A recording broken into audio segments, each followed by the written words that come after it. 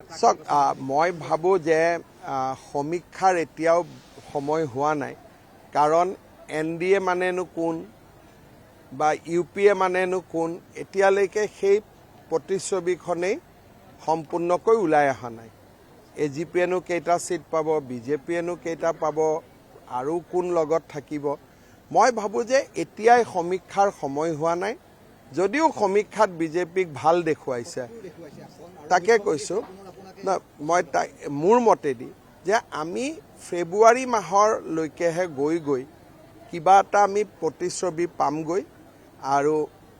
কোনে কিমান সিটত খেলিব সিদ্ধান্ত হোৱা নাই গতিকে নম্বৰটো আমি কেনেকৈ ক'ব পাৰিম মই ভাবোঁ যে সমীক্ষাক লৈ আমি উৎসাহিত হ'ব নালাগে কিন্তু সভাত মানুহৰ উপস্থিতি বা মানুহৰ মৰম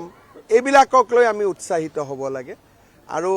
লাষ্টত মোৰ নিজৰে এটা সমীক্ষা থাকিব সেইকাৰণে মই সমীক্ষাক লৈ বেছি চিন্তা কৰা নাই